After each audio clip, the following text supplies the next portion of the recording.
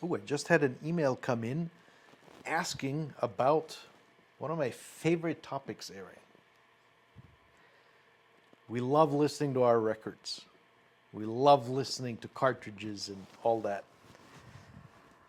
Yet one thing that is completely misunderstood, and again, thanks to your education that you provided, talk to us a little bit about cartridge setup and the minefield of silliness that exists around cartridge setup. Yeah. Let me give a little bit of background how I got into that anyway, because it's not necessarily something that is obviously my thing. You know that I'm not a big vinyl player. I have a limited record collection because most of it disappeared over time. I obviously grew up in a record era, but when I was young, it was the cheapest thing. I had the dual turntable, and later on a simple torrents. And then again, the digital came in, so it kind of shifted my interest at the time. So I never was really a vinyl player. I had a record collection, played a record every now and then. And then I got the opportunity to basically lay my hand on a Goldmund reference turntable. And we're talking about way after its heydays. I mean, it's 2011 now or so. Mm-hmm.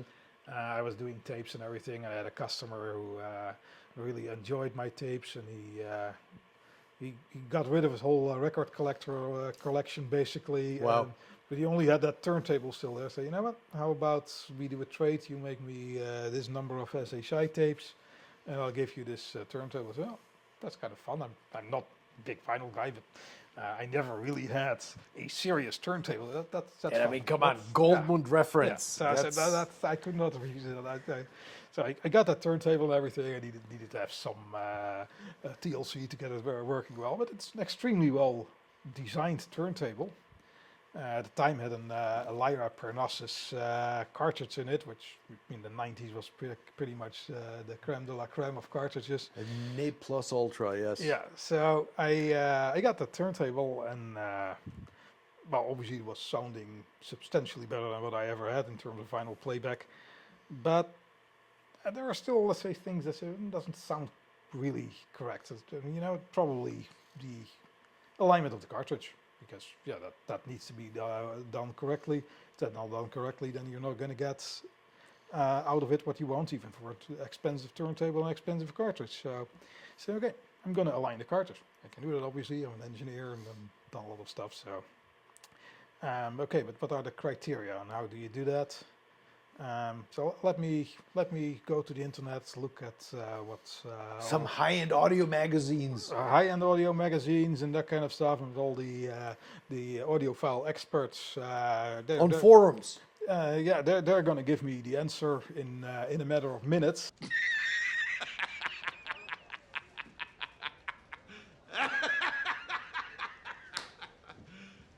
You serious? And then I can align it, and then I can listen to it the way it's intended to be.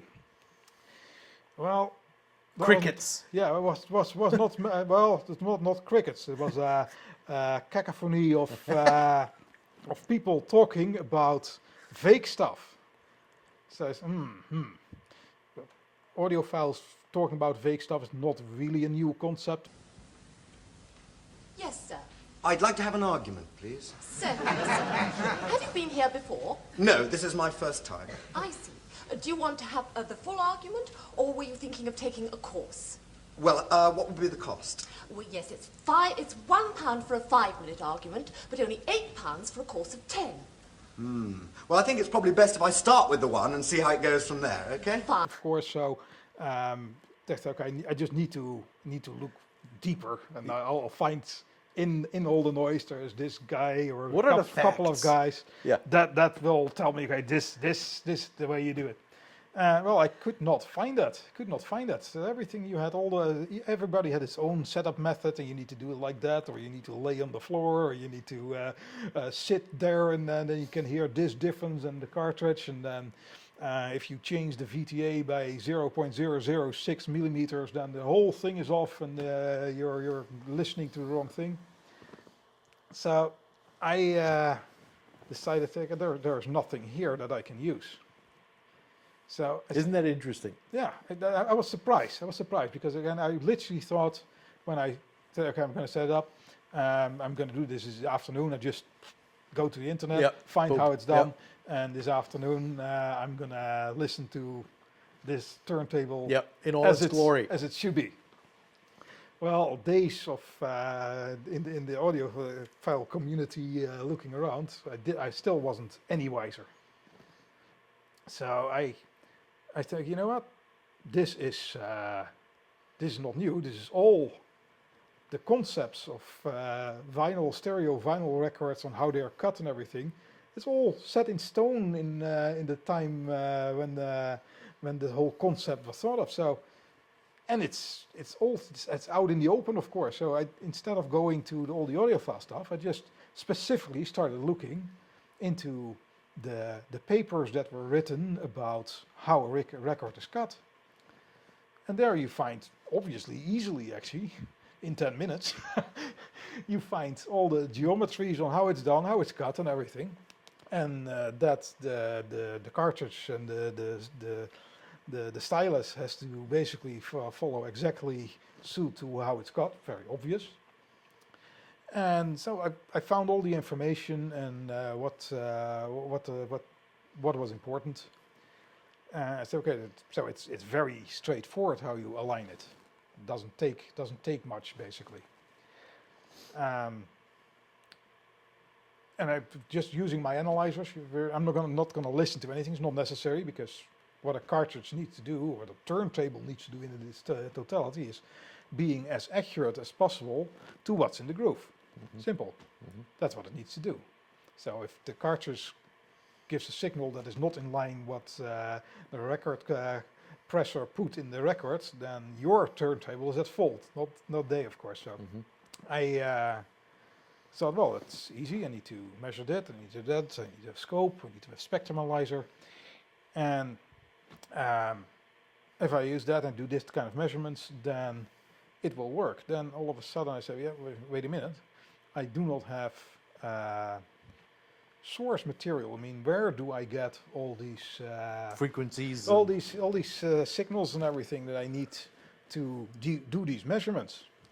So, I mean, I needed to have things like for azimuths and other alignments kind of easy, but for VTA, not that easy. You need to go to intermodulation measurements and so. Well, yeah, that I found out basically that it's clear from everything that I read up on what needs to be measured and how. The only thing that was missing is, well, where do I get these signals that I can use for setting up the cartridge? And lo and behold, but if you think about it, not that weird at all, of course.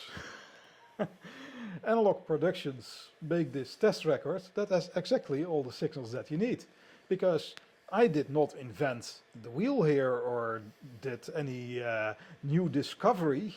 This is all long known stuff. Yep. Only the audiophile community is unaware of this for some reason. But so I bought that record, and that's kind of where the story ends. I could do the measurements. It measures as expected, and it works every time.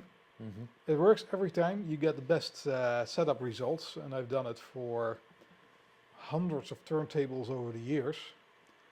And people are always highly surprised on how you can set up a turntable in total quietness, by the way. I'm listening to nothing. It's just quiet. You're just looking at I'm just looking at analyzers. I'm just following what needs to be done, because again, we don't want to listen to our turntable and all its weird abominations, basically, you want to listen to the record. So the only thing that we need to do is to make sure that this turntable, at its best capability, is reproducing what's on the record. What's on the record? So by using these alignment methods, basically, it will optimize whatever that turntable and cartridge is able to reproduce from what's in the groove of the record. And that's all to it. And at the end of the day, if you look at what a cartridge setup is, yes, it's the overhang that we have, of course. It's some horizontal errors, it's azimuth errors, and it's VTA errors, basically. So if you can get that all in line, then you're as close as you get. So in other words, if I understand you correctly, then there is an absolutely definitive point in a cartridge, any cartridge, where it works its best optimum in tracing the record groove. Yes. I mean, obviously... Of course, there are cartridges Yeah, where if something is wrong or... Yeah, something is wrong or it's not that well designed. I mean, the horizontal and vertical and azimuth tracking errors and everything are relatively easy to get on pretty much any cartridge. Some of them are not even in range, then okay, then it's not a serious cartridge. VTA is more difficult because it requires also that the cartridge is really correctly designed. A very interesting thing basically that I found, and I think that is the reason why there is so much controversy about cartridge alignment and so, and the well-known story that if you have a cartridge, you can kind of get a golden sample of it that really sounds good, but another one sounds really bad, even though it's the same type of cartridge. So if you're lucky, you have one of those real good ones. The reality is actually, especially the ones that are all handmade, Built, yep. is that the cartridges are as crooked as can be. And that is not by itself an issue, because you can align them to do exactly still what with the electronic measurement methods to get the signal off the groove that you want to have. So that is okay. But if you find out all of a sudden, if you look on how the cartridge looks in the shell, it can sit very crooked. It looks like it's sitting crooked, but electrically it does the right thing.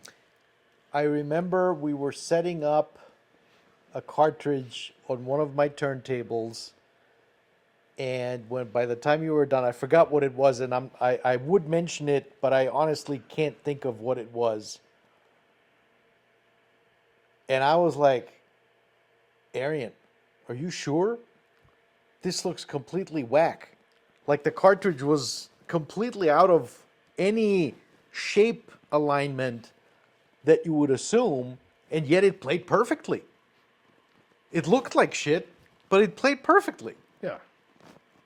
That is exactly what I mean, basically, is that the cartridge is crooked. And it can be on any point. It can be The motor. it can be the cantilever not being exactly centered there, but it goes from anything from the stylus onto the cantilever, and the cantilever into the cartridge, and then the motor there. How well that is internally aligned, you cannot even see that, so there's nothing else that you can do than measure it. If you do the method that I use, basically, you take all the errors that are all lined up and get the best end result. And just a couple of examples. I mean, you can obviously use your protractor tools and everything to set it up, and it's not that the protractor tool gives you the wrong answer, but it always assumes that the cartridge is perfect. We have sort of a problem here. Yeah, you apparently didn't put one of the new cover sheets on your TPS reports. Oh, yeah. I'm sorry about that. I forgot. Yeah. Did you see the memo about this? Yeah. Yeah, I have the memo right here. I just forgot. But it's not shipping out till tomorrow, so there's no problem. Yeah. If you could just go ahead and make sure you do that from now on, that would be great. Which it's obviously never is, but in some of them it's really hopelessly off. An example, for instance, is that if we talk about the overhang, that is to get, let's say, the tracking error as low as possible. You can get, let's say, about plus minus 2 degrees or so for a 9-inch or 12-inch arm or so. And if you have a linear tracking, you can get it maybe below 0.5 tracking error. I found out that a lot of cartridges, including cartridges that cost well over $10,000, can have horizontal tracking errors that are 10 degrees or more.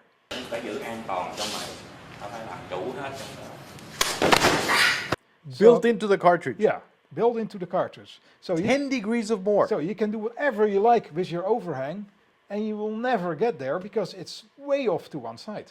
Is he having a laugh? Are you having a laugh? You're kidding. So the overhang, so you would basically be adjusting and it would be complete nonsense because the cartridge itself is already completely off. I mean, if you... Wow. The way I do overhang is I have one of those paper protractors. So I set the cartridge in its proper place, roughly, that's okay. And then to get these kind of errors off, we're going to talk about rotating the cartridge in the shell, for instance. You remember that some of those cartridges, you say, well, that points somewhere over there. But that's, if you look at the protractor, that is as wrong as it gets. But actually, because the cartridge is already crooked, we just compensate for that crookedness. 10 degrees crookedness, basically, and put it back in its mechanical plane. Yeah. Wow. And remarkably enough, is that some of them that are really crooked are the most expensive cartridges. Yeah, but if you adjust them so it looks ridiculous, they still give about as good a performance as one that is well aligned from the beginning. Interesting. That sits much more straight, but the performance in those cartridges is almost always there, unless there is something wrong with it. But otherwise, it's almost always there. But no two cartridges are sitting exactly the same in the shell. Yeah. Fascinating. It boggles the mind, like so many other things in high-end audio, that this topic is controversial. I'm Ron Burgundy? That there even is a discussion around, you're not listening for it. Well, how can you adjust a cartridge if you're not listening to it? And yet, you clearly demonstrate over and over and over again, you don't have to listen to it. As long as you follow the electrical protocol of each cartridge to align it properly, you will get the best results, period. Yeah, and again, it's I always obviously when I get to some guy's place to set it up, I first start by listening it, and if it's really off, even though he has done his very best to align it with his protractor tools and he did all the right things, I can pretty much hear immediately if it's really far off. So that's unfortunate for him that his cartridge is so bad. The fortunate thing is that he's in for a surprise. There is obviously always, that is the more annoying part if I go there, and the cartridge happens to be already, they're not very crooked at all, and it's properly aligned with a protractor tool, that I can only get a marginal improvement. That happens every now and then, and that's of course less of a wow factor. But for a lot of people that have very expensive cartridges, it's set up and it's a wow factor that for the first time actually their investment pays off. Pays off, yeah. Arian, thank you for your time. This was absolutely fantastic. Yeah, it's always great talking to you, Danny. Yeah, you have so many stories, and we could be doing this for hours on end and hours on end. I'm sure in due time we'll do a part 2 of some of these topics. Thanks for having me. and always a great pleasure to see you, Arian. You're very welcome. And I will leave your contact information down below for people to contact you if they're interested in getting more information, and especially about the tape machine, since that is the product that you're actually still selling and making and manufacturing. I saw a bunch of them being built in the other room. So thank you, Aaron, and we'll see you soon. Thank you.